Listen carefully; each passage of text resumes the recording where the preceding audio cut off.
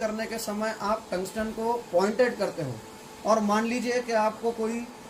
job करना है जिसका करंट 150 या 200 एम्पियर है, तो